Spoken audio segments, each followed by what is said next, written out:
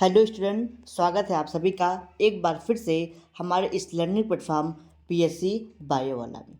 Student, previous class में मैंने आपको मिनरल्स के बारे में बताया था, यानी कि मिनरल न्यूट्रिशन के बारे में बताया था। वो होता क्या है उसमें मैंने बताया था कि जो मिनरल न्यूट्रिशन होता है वो दो प्रकार के होते हैं, यानी कि टाइप्स ऑफ मिनरल न्यूट्रिशन के बारे में मैंने वहाँ पर डिस्कशन की थी लास्ट टाइम में।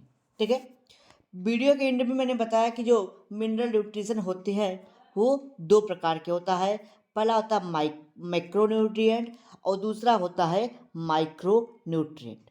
ठीक, तो क्या हम लोग समझेंगे पहले मैक्रोन्यूट्रिएंट क्या होता है, फिर आपके साथ डिस्कशन करेंगे माइक्रोन्यूट्रिएंट क्या होता है। ठीक, मैंने वहाँ पे बताया था ऐसे एलिमेंट, ठीक है, या आप कह सकते हैं कि कोई भी एलिमेंट हो जो प्लांट को ज़्यादा मात्रा में चाहिए होता है उसको हम लोग क्या कहते हैं, माइक्रोन्यूट्रिएंट। जो प्लांट को कम मात्रा में चाहिए होता है उसको हम लोग कहते हैं माइक्रो न्यूट्रिएंट। अब बात आती है कि कितना रिक्वायरमेंट होता है प्लांट को, जिस बेस पे हम उसको कहेंगे माइक्रो, और कितना कम होता है कि इस बेस पे कहेंगे हम लोग माइक्रो।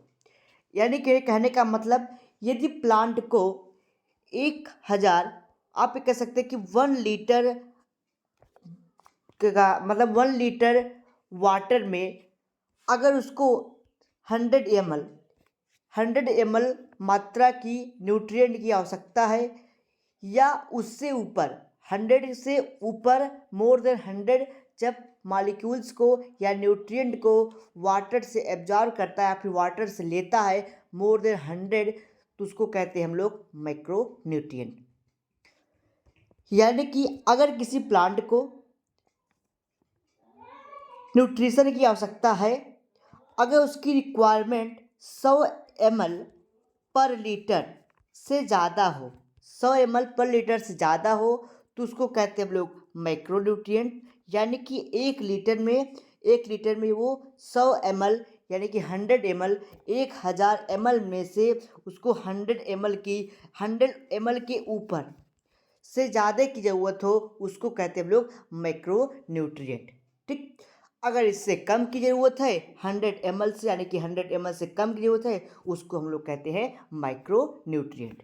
ठीक है, यानी कि आप कह सकते हैं जैसे प्लांट को जो कि मैग्नीशियम आयन एक्सेप्ट करना है, ठीक है, या आप कह सकते हैं कि उसको हाइड्रोजन आयन लेना है, ऑक्सीजन आयन लेना है, या फिर कार्बन आयन लेना है। अगर इसको आवश्यकता ये 100 ml के ऊपर, अगर 1 लीटर ये वाटर एब्जॉर्ब कर रहा है, 1 लीटर सॉइल से वाटर एब्जॉर्ब कर रहा है, तो उसमें कम से कम 100 ml तो कार्बन, ऑक्सीजन या किसी के कंपाउंड होने चाहिए जिस चीज़ की उसको ज़रूरत है। अगर उसको कार्बन की ज़रूरत है तो एक 100 वाटर में से 100 ml 1000 ml में से, यानी कि 1000 ml में से 100 ml उसको रिक्वायरमेंट होगी, जो इसेंशियल है कि माइक्रो एलिमेंट की। ठीक है, तो उसके बेस पे, यानी कि अगर 100 ml से ऊपर की ज़्यादा की रिक्वायरमेंट है तो उसको माइक्रो न्यूट्रिएंट, अगर उससे कम की रिक्वायरमेंट उसको हम लोग माइक्रो न्यूट्रिएंट कहते हैं। ठीक है, ज़्यादा की रिक्वायरमेंट है तो मैक्रो न्यूट्रिएंट, कम की रिक्वायरमेंट है तो माइक्रो न्यूट्रिएंट। तो यहाँ पे हम लोग लास्ट टाइम में डिस्कशन कर रहे थे टाइप्स ऑफ मिनरल न्यूट्रिशन की।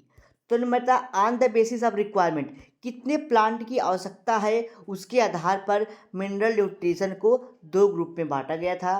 पहला था आपका मैक्रो न्यूट्रिएंट, या आप इसको कहते हैं माइक्रो एलिमेंट, या इसी को हम लोग कह देते हैं मेजर एलिमेंट, या इसी को कह देते हैं हम लोग ट्रेसर एलिमेंट। ठीक है, तो macro element, macro nutrient, macro elements या मेजर एलिमेंट। ठीक है, इसको अगर हम लोग डिफाइन करें, यानी कि ऐसा न्यूट्रिएंट, चाहे जो भी न्यूट्रिएंट हो, अगर वो मोर देन 100 ml ऑफ पर लीटर, 1 लीटर वाटर से अगर वो 1 लीटर वाटर से अगर वो 100 ml वाटर को ले रहा है, तो उसको क्या कहते हैं, हम लोग कहते हैं इस माइक्रो एलिमेंट। ठीक है, अगर 1 लीटर वाटर से 100 ml वाटर में वो न्यूट्रिएंट को ले रहा है, 1 लीटर वाटर में 100 ml से ज़्यादा न्यूट्रिएंट की मात्रा है उस वाटर में, तो उसका अगर प्लांट उतना एब्जॉर्ब कर रहा है उसको हम लोग कहेंगे मैक्रो न्यूट्रिएंट। किस लिए एब्जॉर्ब करेगा? For the proper growth, reproduction and other activity is known as macronutrient. ठीक है, उसको हम लोग क्या कहते हैं? मैक्रोन्यूट्रिएंट। जो मैक्रोन्यूट्रिएंट होती हैं उसकी संख्या 9 होती है। कौन कौन क्या होती है? 9 होती है। तो उसमें क्या क्या आता है आपका? Carbon, hydrogen, oxygen, nitrogen, sulphur, phosphorus, calcium, magnesium और पोटेशियम, ये सारे इसमें आ जाती है। अब बात आता है कि अगर ये प्लांट इस चीज़ की ज़रूरत है, मैक्रोन्यूट्रिएंट की ज़रूरत है, वो प्राप्त कहाँ से करेगा? ठीक है, उसका क्या सोर्स होगा, स्रोत क्या होगा? अगर वो प्लांट एब्जॉर्ब कर रहा है तो उसके प्लांट बॉडी में क्या फंक्शन होगी उसको एब्जॉर्ब करने से? अगर उसकी कमी हो जा रही है तो प्लांट में किस क्या क्या लक्षण देखने को मिल सकता है, इसके बारे में अब आपको जानना है। क्या जानना है? Source, function and deficiency symptom of macro element या फिर मेजर एलिमेंट। मैंने बताया जो मेजर एलिमेंट होते हैं उसकी संख्या कितनी है? 9। Carbon, hydrogen, oxygen, nitrogen, sulphur, phosphorus, calcium, magnesium और पोटेशियम। अगर प्लांट इन सब चीज़ों को एब्जॉर्ब कर रहा है तो कहाँ से एब्जॉर्ब कर रहा है, ये जानना है आपको। अगर एब्जॉर्ब कर ले रहा है तो उसका क्या कार्य होगा प्लांट में, उसका क्या फंक्शन होगा, ठीक है, उसके द्वारा वो कौन कौन सी एक्टिविटी करेगा। अगर उसकी कमी हो जा रही है प्लांट में तो किस प्रकार के लक्षण देखने को मिलेंगे, क्या डिफिशियंसी, क्या लक्षण देखने को मिलेगा, इसके बारे में आपको समझना है।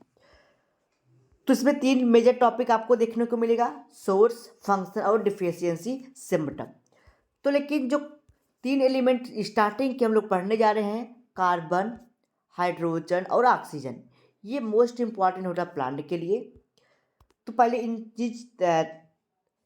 3 एलिमेंट पे हम लोग डिस्कस कर लेते हैं। देखिए जो कार्बन होता है ये प्लांट को कहाँ से प्राप्त होता है?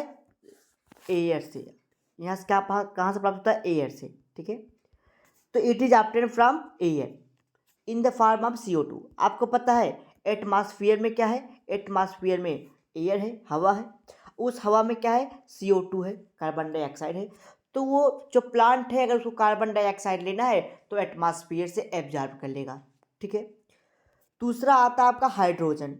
अगर उसको हाइड्रोजन लेना है तो कहाँ से प्राप्त करेगा? सॉइल से। सॉइल से किस चीज़ से? H2O से। सोर्स क्या हो? H2O, वाटर से उसको एब्जॉर्ब कर लेगा। अगर कार्बन डाइऑक्साइड चाहिए तो CO2 से एब्जॉर्ब करेगा, यानी कि एयर से एब्जॉर्ब कर लेगा। तीसरा आता है आपका ऑक्सीजन। अगर उसको ऑक्सीजन चाहिए तो वो एयर यानी कि हवा में भी, एटमॉस्फेयर में भी एयर है और सॉइल में भी क्या है? ऑक्सीजन है। एयर में भी ऑक्सीजन है और सॉइल में भी ऑक्सीजन है। तो किस किस चीज़ों से प्राप्त कर सकता है? O2 से डायरेक्ट प्राप्त कर सकता है या फिर H2O से भी प्राप्त कर सकता है। ठीक है, दूसरा आता है, हाँ, it is most important for respiration. और जो ऑक्सीजन होता है ये रिस्पायरेशन के लिए बहुत ही इम्पॉर्टेंट रोल परफॉर्म करता है इन प्लांट बॉडी। आपके भी बॉडी में ऑक्सीजन, हमारे भी बॉडी में क्या करता है? एक मोस्ट इम्पॉर्टेंट रोल परफॉर्म करता है रिस्पायरेशन में, सांस लेने में। ठीक है, एक पॉइंट है, CH, carbon, hydrogen and oxygen are the main component of protoplasm of cell. Cell का सबसे मेन कंपोनेंट होता है कार्बन, हाइड्रोजन और ऑक्सीजन। ठीक है, तो आप लोग देखते हैं जितने भी बायोमॉलिक्यूल्स होते हैं वो CHO के ही बने होते हैं, कार्बन, हाइड्रोजन और ऑक्सीजन के। कभी कभी आपको और भी एलिमेंट जैसे नाइट्रोजन भी देखने को मिल जाता है। ठीक है, तो सबसे मेन कंपोनेंट क्या होता है? CHO। ठीक है, जो कि एक सेल में, एक प्लांट बॉडी को बनाने में ये ज़्यादा हेल्पफुल करते हैं, यानी कि बायोमॉलिक्यूल का ये पार्ट है। ठीक, तो 3 कंपोनेंट हो गए, कौन कौन सा आपका? हाइड्रोजन, सॉरी यहाँ से कार्बन, हाइड्रोजन और ऑक्सीजन। तो 9 एलिमेंट थे, 3 आपके हो गए, कौन कौन से? कार्बन, हाइड्रोजन और ऑक्सीजन। बचे आपके कितने? 6 एलिमेंट। तो पहला कौन सा है? नाइट्रोजन। आइए nitrogen, phosphorus, sulphur, phosphorus, calcium, magnesium, potassium को एक एक करके समझते हैं। ठीक, तो पहला क्या है? नाइट्रोजन, सॉरी 4th नंबर पे क्या है आपका? नाइट्रोजन। ठीक है, अब आपको पता है जो नाइट्रोजन होते हैं वो कहाँ होते हैं? सॉइल में होता है। सॉइल में होता है। अब वो किस फॉर्म में लेते हैं नाइट्रोजन को? नाइट्रेट के फॉर्म में, नाइट्राइट के फॉर्म में और अमोनिया के फॉर्म में। आप लोग नाइट्रोजन फिक्सेशन पढ़े होंगे। जो प्लांट होते हैं वो नाइट्रोजन को डायरेक्टली N2 के फॉर्म में एब्जॉर्ब नहीं कर पाता, उसको कन्वर्ट करता है किसमें? नाइट्राइट में, नाइट्रेट में या फिर अमोनिया के फॉर्म में, तब उसको एब्जॉर्ब करता है। ठीक है, पहले कहाँ होगा? सॉइल में होगा। सॉइल से उसको नाइट्राइट या नाइट्रेट या फिर अमोनिया में कन्वर्ट किया जाएगा, तब प्लांट उसको एब्जॉर्ब करेगा। ठीक है, ये हो गया। अब बात आती है फंक्शन। अब प्लांट ने नाइट्रोजन को एब्जॉर्ब कर लिया, उसका फंक्शन क्या होगा, उसका काम क्या होगा उसके प्लांट बॉडी में? ठीक है,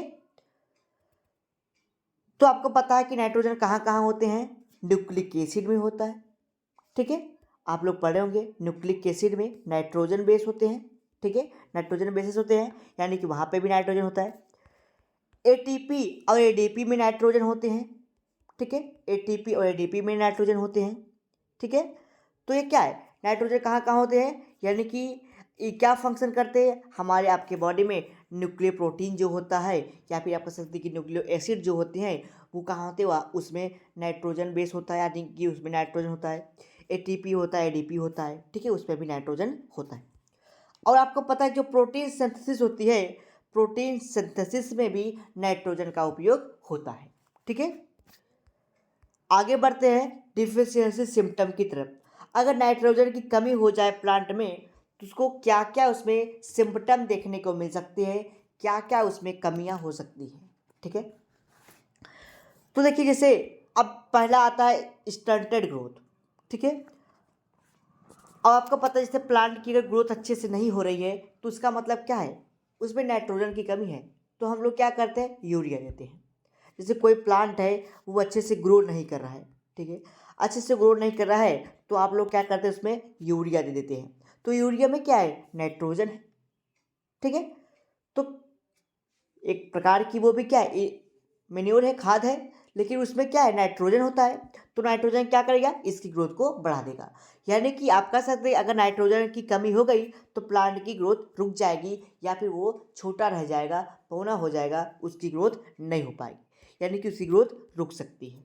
ठीक है, तीसरा आता है chlorosis and necrosis. The chlorosis and necrosis, यानी कि प्लांट में नाइट्रोजन की कमी हो जाए तो प्लांट में क्लोरोसिस हो सकता है और निक्रोसिस भी हो सकता है। अब बात आती है कि सर क्लोरोसिस क्या होता है और निक्रोसिस क्या होता है? तो पहले समझते हैं हम लोग क्लोरोसिस को। ठीक है, क्लोरोसिस का मतलब होता है loss of chlorophyll, loss of chlorophyll. ठीक है, जब प्लांट में क्लोरोफिल की कमी हो जाती है, और जब क्लोरोफिल की कमी हो जाएगी तो पत्ती अगर वो ग्रीन है क्लोरोफिल के कारण तो वो येलो हो जाएगी, येलो कलर में कन्वर्ट हो जाएगी। तो उसको हम लोग कहते हैं क्लोरोसिस, यानी कि लॉस ऑफ क्लोरोफिल। जब प्लांट के लीफ में मोस्टली आपको पता है जो लीफ होता है उसी में फोटोसिंथेसिस की क्रिया होती है। होने के तो कई पार्ट में होते हैं, प्लांट के हर ग्रीन पार्ट में फोटोसिंथेसिस होता है, लेकिन मेनली जो फोटोसिंथेसिस होता है वो कहाँ होता है? लीफ में। और जो मेनली प्लांट का पार्ट होता है, लीफ ज़्यादातर ग्रीन होते हैं, स्टेम वगैरह कम देखने को मिलता है कि ग्रीन हो, लेकिन प्लांट का जितने भी पार्ट है समझिए वहाँ पे क्लोरोफिल पाया जाएगा। तो वहाँ पे जब क्लोरोफिल की कमी होगी तो उसको क्या करते हैं हम लोग? क्लोरोसिस, यानी कि क्लोरोफिल उसमें नष्ट होता चला जाएगा। वो क्लोरोफिल के कारण जो प्लांट की पत्ती ग्रीन होगी वो येलो कलर में कन्वर्ट हो जाएगी, यानी कि सूखने लगेगी। ठीक है, तो उसको कहते हैं हम लोग क्लोरोसिस। दूसरा आता है आपका निक्रोसिस। ठीक है, क्या होता है आपका? निक्रोसिस। निक्रोसिस क्या होता है आप उसको समझिए। Death of tissue, death of tissue is known as necrosis. जब प्लांट में आप लोग देखते हैं कि जैसे मान लीजिए प्लांट की लीफ है, ठीक है, तो आप लोग देखते हैं इसमें छोटे छोटे स्पॉट पड़ जाते हैं और इसमें जिस लगता है ये डार्क ब्राउन कलर का हो जाता है, यानी कि पत्तियों में होल हो जाते हैं, छिद्र हो जाते हैं। तो होता क्या है, यहाँ के जो टिश्यूज होते हैं वो डेड कर जाते हैं, मर जाते हैं। तो उसी को कहते हैं हम लोग necrosis, dead of tissue. Dead of tissue is known as necrosis. ठीक है, जब प्लांट के लीफ की जो टिश्यू होती है वो डेड कर जाती है, मर जाती है, तो उसको क्या कहते हैं हम लोग, निक्रोसिस कहते हैं। ठीक। तीसरा आता है आपका point, flowering and fruiting is reduced. भैया मैंने बताया कि प्लांट को अगर आप यूरिया दे रहे हैं तो प्लांट की ग्रोथ होगी, अगर यूरिया की कमी हो गई प्लांट की ग्रोथ नहीं होगी। जब प्लांट की ग्रोथ नहीं होगी तो क्या होगा, फ्रूटिंग एंड फ्लावरिंग रिड्यूस हो जाएगा। ठीक है, अगर आप दे रहे हैं तो ये ज़्यादा प्रोडक्शन हो गई। तो प्लांट रिड्यूस कर गया था, यहाँ पे आपने देखा स्टैंडर्ड ग्रोथ हो गई थी। तो क्या हुई थी, नाइट्रोजन की कमी थी। अब नाइट्रोजन उसको मिला ही नहीं, जब प्लांट बढ़ेगा नहीं तो फ्लावरिंग फ्रूटिंग कहाँ से होगी, यानी कि फ्लावरिंग फ्रूटिंग भी रिड्यूस हो जाएगी अगर प्लांट में नाइट्रोजन की कमी हो गई। क्रॉप हाई यील्ड रिड्यूस, भैया जब फ्लावरिंग फ्रूटिंग हो ही नहीं रही है तो यील्ड कहाँ से मिलेगा, उत्पादन कहाँ से होगा। ठीक है। तीसरा आता है development of anthocyanin pigment in the stem petiole in and veins leave hence becomes red in colour. अब जब प्लांट में नाइट्रोजन की कमी हो गई तो उसमें क्या होगा, एक तरह का उसमें पिगमेंट डेवलप होगा। ठीक है, क्या होगा, एक तरीके का पिगमेंट डेवलप्ड हो जाएगा। ठीक है, पिगमेंट डेवलप्ड हो जाएगा यानी कि एक कलर उसमें डेवलप्ड हो जाएगा, जिसको कहते हैं हम लोग एंथोसियानिन। एंथोसियानिन उसमें एक पिगमेंट डेवलप्ड हो जाएगा, जिसके कारण जो पत्तियां होगी, ठीक है, जो पत्तियों के बेल्स होंगे वो रेड कलर के हो जाएंगे। ठीक है, जैसे प्लांट है, अब प्लांट में हुआ क्या, नाइट्रोजन की कमी है, अब उसमें जो ये वेन्स है ये रेड कलर के हो जाएंगे। ठीक है, जो ये वेन्स हैं ये रेड कलर के हो जाएंगे। क्यों, क्योंकि उसमें एक केमिकल बनने लगेगा एंथोसियानिन, और प्लांट की जो पत्ती हो जाएगी रेड हो जाएगी, रेड होने के बाद वो सूख जाएंगी। ठीक है, तो ये रहा आपका पूरा नाइट्रोजन के बारे में। दूसरा आपको क्या पढ़ना है, आप नाइट्रोजन के बाद, नाइट्रोजन के बाद आपको पढ़ना है सल्फर के बारे में। तो आइए अब आगे की तरफ बढ़ते हैं, सल्फर की तरफ। ठीक है, तो दूसरा है क्या, सल्फर। अगला है आपका सल्फर। जो सल्फर होते हैं वो भी प्लांट कहाँ से एब्जॉर्ब करता है, सॉइल से। तो सोर्स क्या है, सोर्स इसका है सॉइल, वो सॉइल से प्राप्त करते हैं। लेकिन सॉइल से वो सल्फेट आयन यानी कि SO4 टू नेगेटिव चार्ज के रूप में उसको एब्जॉर्ब करता है, यानी कि सल्फेट आयन के रूप में प्लांट से सल्फर को एब्जॉर्ब करता है।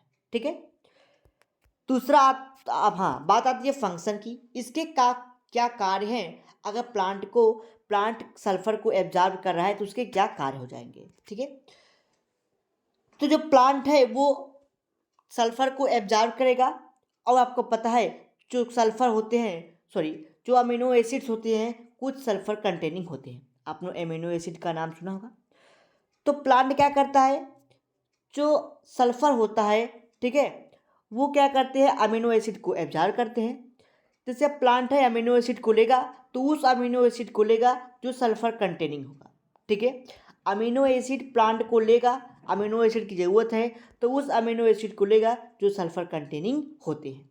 ठीक है, अगर सल्फर कंटेनिंग है, अगर सल्फर कंटेनिंग है तो क्या करेगा, उससे वो अपने सारे एक्टिविटी को करेगा, यानी कि प्लांट को सल्फर की ज़रूरत पड़ेगी, सल्फर की ज़रूरत पड़ेगी तो ऐसे अमीनो एसिड को लेगा जो सल्फर कंटेनिंग होता है। ठीक है, कहने का मतलब कुछ अमीनो एसिड ऐसे होते हैं जो सल्फर कंटेनिंग होते हैं, जैसे सिस्टीन और मेथियोनिन। तो इस प्रकार के अमीनो एसिड को वो एब्जॉर्ब करता है, सॉइल से लेता है। ठीक है, synthesis of sulphur containing vitamin like biotin, thiamine and coenzyme.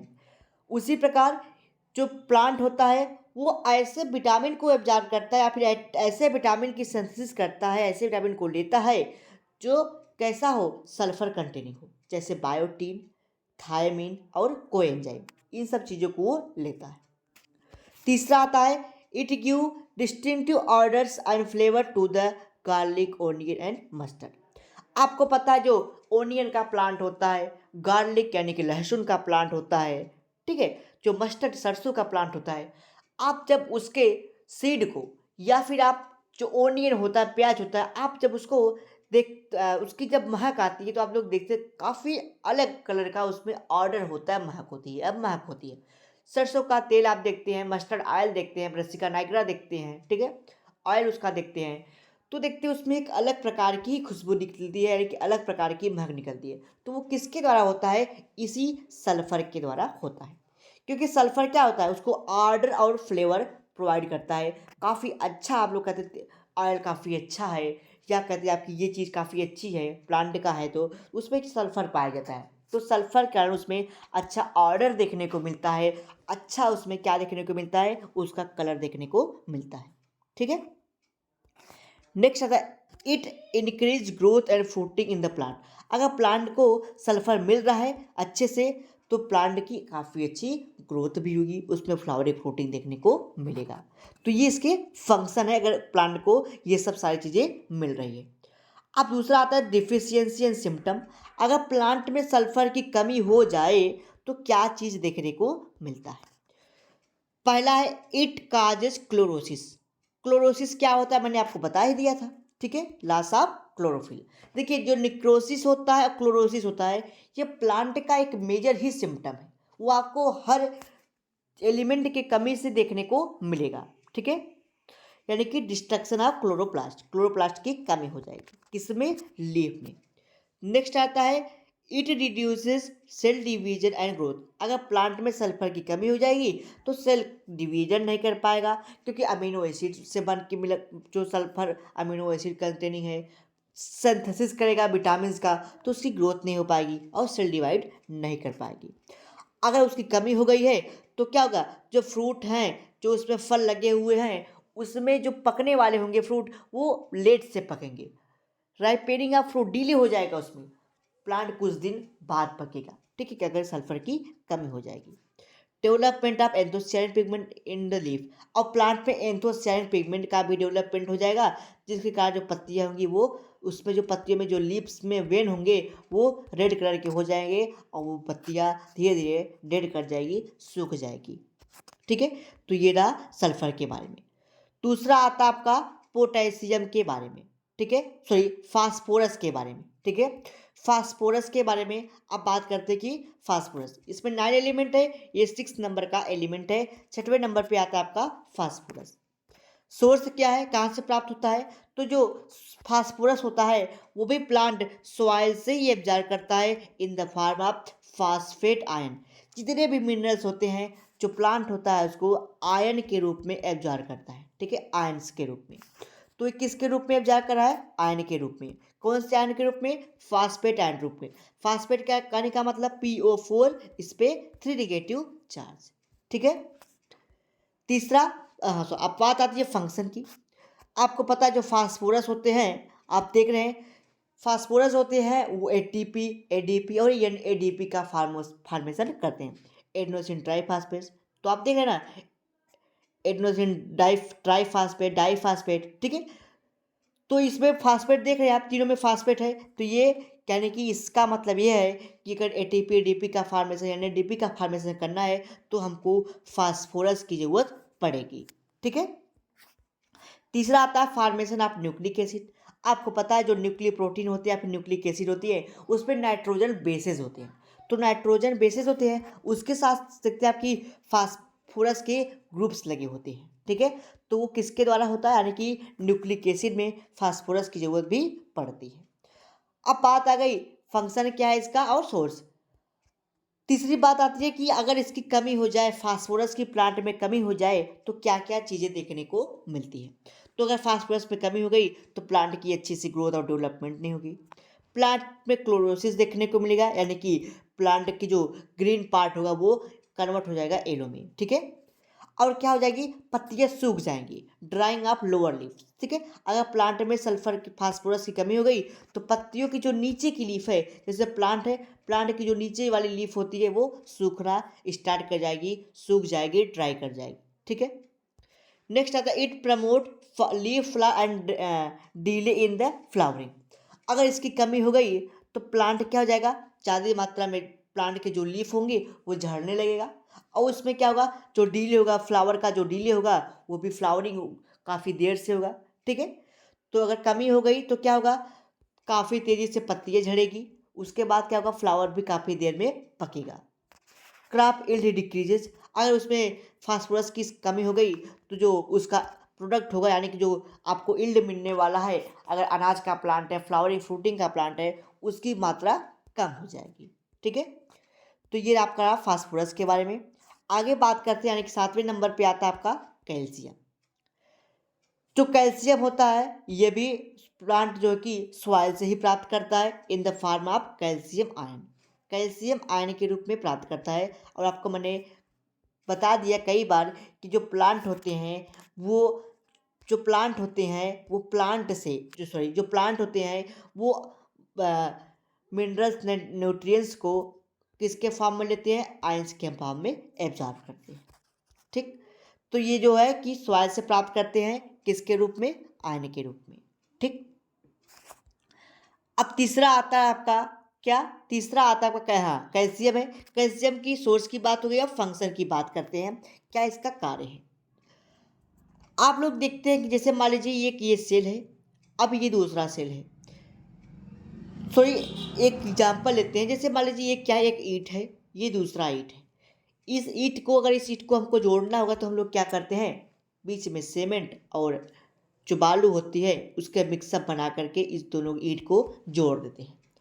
उसी प्रकार जो प्लांट का या फिर एनिमल का सेल होता है, इस दोनों को जोड़ने के लिए एक प्रकार की मटेरियल होते हैं, यानी कि जोड़ने के लिए एक प्रकार की कह सकते हैं आपकी लेमिना की ज़रूरत होती है, जिसको हम लोग कहते हैं मिडिल लेमिना। यानी कि दो सेल को जोड़ने के लिए जिस प्रकार हमको किसकी, दो ईंट को जोड़ने के लिए जैसे हमको सीमेंट एजेंट की जरूरत पड़ती है, उसी प्रकार दो सेल को जोड़ने के लिए मिडिल लेमिला की जरूरत पड़ती है। जो ये मिडिल लेमिला होता है ये कैल्शियम पेक्टेट और मैग्नीशियम पेक्टेट का बना होता है।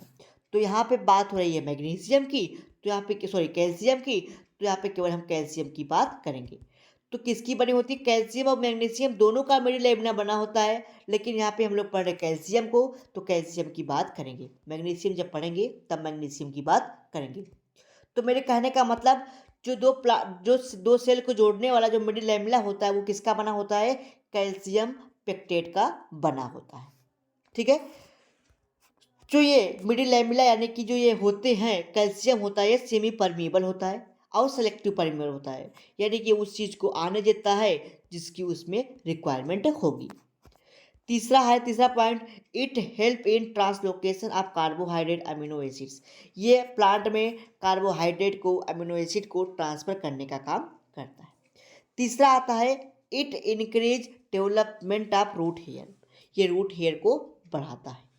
ठीक है, अगर इसकी कमी इस है प्लांट में ये चीज़, तो ये रूट में जो रूट हेयर होता है प्लांट का उसको ये काफ़ी अच्छे से ग्रो करने देगा। ठीक है, मैंने क्या बताया, ये सेमी परमीबल होता है, ये जिस चीज़ की आवश्यकता है उसको आने देगा जाने देगा, कार्बोहाइड्रेट का लोकेशन करेगा, इम्यूनो एसिड को पहुंचाएगा जहां जरूरत होगी, उसके बाद रूट हेयर को बढ़ाएगा। अब बात आती है कि फंक्शन की बात हो गई, अब आती है बात कि भैया अगर इसकी कमी हो जाए, कैल्शियम की कमी हो जाए प्लांट में तो क्या होगा। पहले ही आपने देख लिया कि रूट हेयर को बढ़ाएगा, तो अगर कमी हो गई इसको तो रूट हेयर को जो डेवलपमेंट का काम होगा वो कम हो जाएगा। Poor development of root growth, root hair का डेवलपमेंट नहीं हो पाएगा।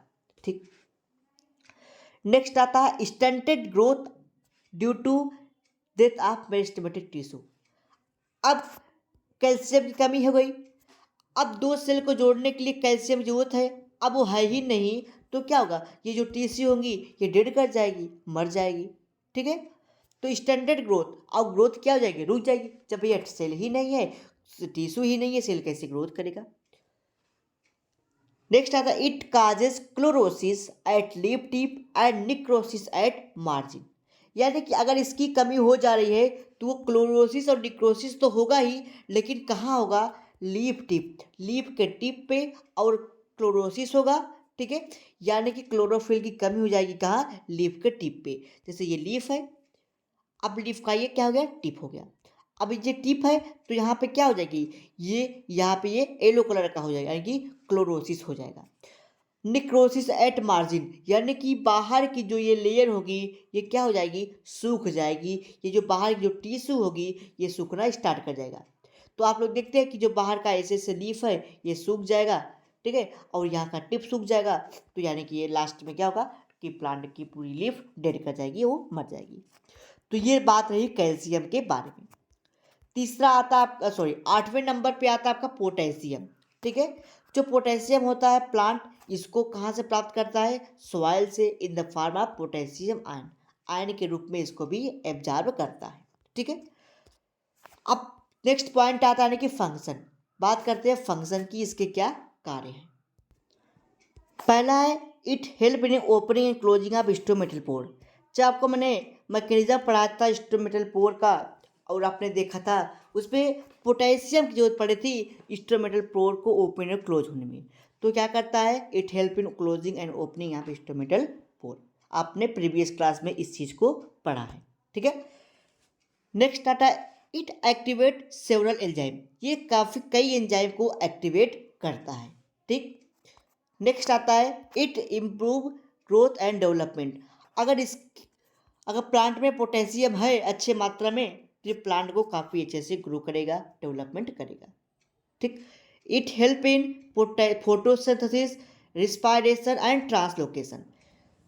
पोटेशियम का उपयोग प्लांट में फोटोसिंथेसिस के लिए, रिस्पिरेशन के लिए और ट्रांसलोकेशन के लिए आवश्यकता पड़ती है।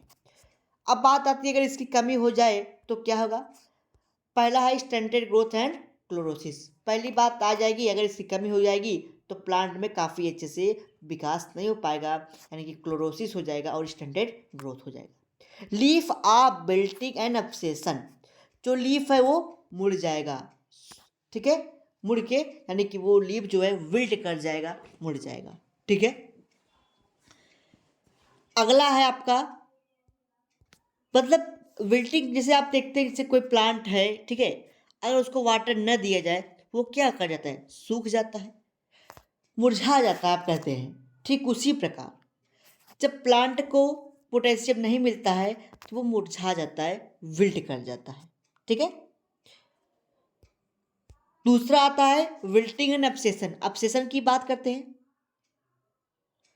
जैसे आप जानते हैं जैसे पत्तियां हैं या लीफ है, फ्रूट है, फ्लावर है, कुछ भी है, जब उसका ओल्ड स्टेज आता है, ओल्ड स्टेज, तो वो क्या हो जाते हैं? फल कर जाएंगे, प्लांट से झड़ जाएंगे, गिर जाएगा। ठीक है, मैंने क्या बताया? जब प्लांट की आप प्लांट में पत्ती हो, फ्लावर लीफ हो, जब ओल्ड स्टेज में आएगा वो नेचुरली स्वतः ही गिर जाएंगे, पत्तियां जमीन पर गिर जाएगी। और आप जानते हैं जैसे मान लीजिए कोई प्लांट है, मान लीजिए मैंगो का प्लांट है, अब वो प्लांट में फ्रूट हो पक चुका है, फ्रूट काफ़ी अच्छे से पक गया है, तो थोड़ा सी हवा चला तो वो गिर जाएगा, क्योंकि ये क्या हो चुके हैं? ओल्ड स्टेज में आ चुके हैं, पक चुके हैं। तो ये क्या है? ये नेचुरल फिनोमिना है। क्या है? ये नेचुरल फिनोमिना है, ये प्लांट में अपने आप होता है। लेकिन जो एब्सेशन है ये क्या होता है? अब इसको समझिए। एब्सेशन कहता है promote falling of fruit, flower and leaf due to formation of abscission layer. जैसे प्लांट है उसमें पोटेशियम की जब कमी हो जाएगी, ठीक है, तब उसमें क्या होगा? एब्सेशन लेयर का फॉर्मेशन होने लगेगा। एब्सेशन लेयर का मतलब प्रमोटिंग ऑफ लीफ प्रमोट कर देगा, यानी कि बढ़ाएगा फॉलिंग के लिए लीफ के पत्ती को और फ्लावर को। मतलब समझ में नहीं आया? जैसे मान लीजिए कि प्लांट है, प्लांट में ये क्या है? लीफ है, ये क्या है? पेडिसिल या पेडंकल, जो भी आप कहें। अब ये क्या लीफ है, अगर ऐसे दिखाए तो अगर फ्रूट होगा तो ऐसे फ्रूट लगा होगा, तो ये चीज़ डंठल हमेशा रहेगा। तो होता क्या है? ठीक है, जैसे होता क्या है, अब इसी प्लांट में क्या होगा? एब्सेशन लेयर बन जाएगा। तो होता क्या है प्लांट में? तो होगा क्या? ऐसे से प्लांट है, ये इससे अटैच है, ये उसके बाद ऐसे होगा ये, और इसमें क्या होगा? बीच में ऐसे मिड ड्रिप निकली होगी और इस पर वेंस गई होंगी। तो होता क्या है, जब प्लांट में इसकी कमी हो जाएगी तो यहाँ पे एब्सेशन लेयर का फॉर्मेशन हो जाएगा। जब एब्सेशन लेयर बनेगा तो इतना जो ये दोनों पार्ट होगा ये यहाँ का डिस्ट्रॉय हो जाएगा। ये पार्ट क्या हो जाएगा? ये डिस्ट्रॉय हो जाएगा एब्सेशन लेयर के द्वारा। तो ये क्या होगा? ये इतना दूर क्या हो जाएगा? ये दोनों चीज़ हट जाएगी, ये यहाँ से नष्ट हो जाएगा, यहाँ से ये यहाँ से डिस्ट्रॉय हो जाएगी, यहाँ से। तो बचेगा केवल ये टिश्यू केवल बचेगी। जो थोड़ी सी हवा चलेगा ये पत्तियाँ गिर जाएगी। और पत्ती किस स्टेज में होगी? यंग स्टेज में।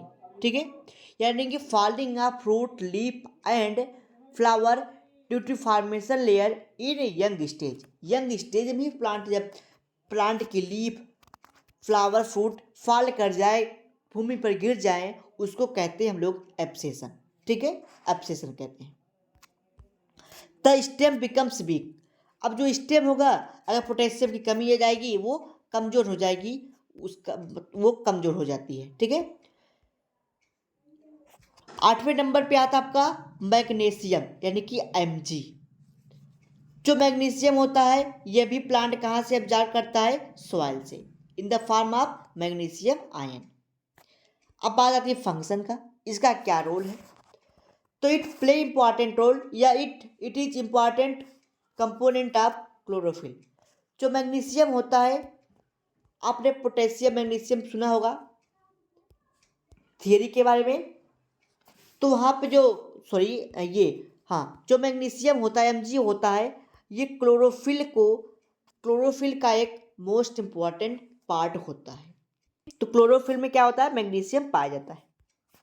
दूसरा आता है it is most important binding agent of ribosomes subunit during protein synthesis.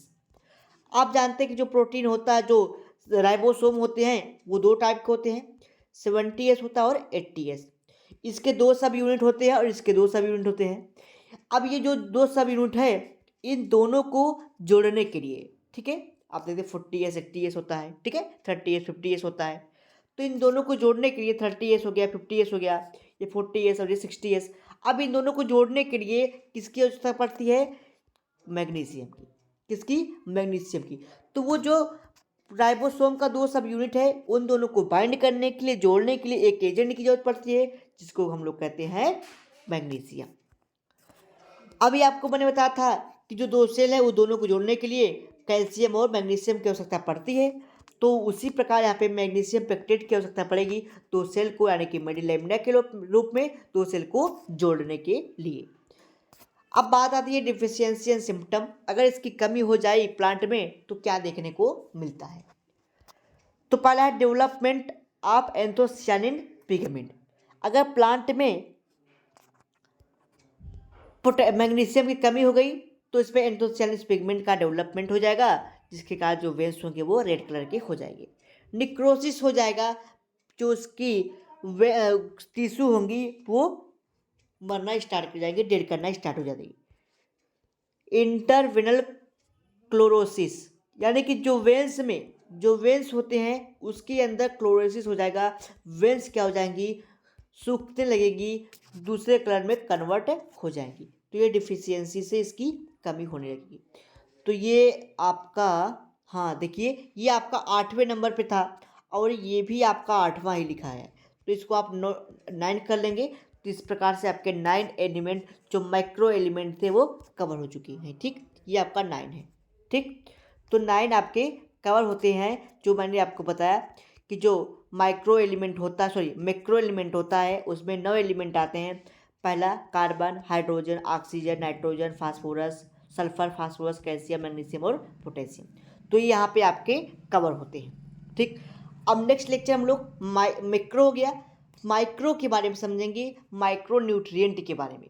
कौन कौन से ऐसे न्यूट्रिएंट है जो प्लांट को कम मात्रा में आवश्यकता पड़ती है। ये प्लांट को ज़्यादा मात्रा में आवश्यकता पड़ती है, इसकी संख्या 9 थी, अब वो कितनी है, उसकी संख्या 8 है। तो टोटल 17 एलिमेंट होते हैं, 17 एलिमेंट होते हैं जो प्लांट को आवश्यकता होती है। वैसे तो सॉइल में 60 एलिमेंट होते हैं, जिसमें से प्लांट केवल 17 एलिमेंट देता है। उस 17 में से कुछ इसको मैक्रो यानी कि ज़्यादा मात्रा में आवश्यकता पड़ती है, कुछ को कम मात्रा में आवश्यकता पड़ती है प्लांट को। तो इसलिए इसको माइक्रो और माइक्रो एलिमेंट के तौर पर बांट दिया गया है। आइए देख लेते हैं कि माइक्रो एलिमेंट में कौन कौन आता है। उसको बताने से पहले अगर आपको वीडियो अच्छा लगा हो तो वीडियो को फटाफट से लाइक कर दीजिए। चैनल पे पहली बार है, चैनल को सब्सक्राइब कर लीजिए, बेल आइकन दबा लीजिए, ताकि आपको डेली की डेली नोटिफिकेशन से मिलते रहे, आपके बीएससी सेमेस्टर की तैयारी अच्छे से हो सके। ठीक है, और वीडियो को लाइक करके जरूर जाइएगा, अपने दोस्तों के साथ, मित्रों के साथ शेयर करना ना भूलिएगा। दूसरा मैंने बताया कि माइक्रो एलिमेंट है या माइक्रो न्यूट्रिएंट कर देते हैं, या माइनर एलिमेंट कर दीजिए, या ट्रेसर एलिमेंट कर दीजिए। ठीक है, ट्रेस यानी कि जो प्लांट को कम मात्रा में आवश्यकता हो उसको ट्रेस, ट्रेसर यानी कि जिसको ज़्यादा, इसको ट्रेस उसको ट्रेसर भी हम लोग बोलते हैं। तो यानी कि ऐसा न्यूट्रिएंट जो प्लांट को 1000 ml से, यानी कि अगर 1 लीटर वाटर है तो उसमें से केवल इसको 100 ml के नीचे ही चाहिए। 1000 ml अगर वाटर एब्जॉर्ब कर रहा है तो उसमें कम से कम माइक्रोन्यूट्रिएंट 100 ml के नीचे होना चाहिए, तो उसको कहते हैं हम लोग माइक्रोन्यूट्रिएंट। ठीक है, तो वह लिखा था एलिमेंट द मिनरल न्यूट्रिशन और element which required small quantity less than 100 ml per liter of water for the proper growth and development or reproduction for the of the plant is known as micronutrient, या फिर trace element भी बोल देते हैं। जो संख्या होती है इसकी 8 होती है, जैसे Fe यानी कि आयरन, बोरान, ठीक है, zinc, magnesium, molybdenum, copper, calcium, sorry chlorine और निकेल। ये सब कितने एलिमेंट हो गए आपके, ये दो 5 और ये 3, 8 एलिमेंट। ठीक है, 8 एलिमेंट आपके जो कि माइक्रोन्यूट्रिएंट में आते हैं। अब इस पर डिस्कशन हम लोग नेक्स्ट क्लास में करेंगे और ये नेक्स्ट लेक्चर में मिलते हैं माइक्रोन्यूट्रिएंट के साथ। ठीक है।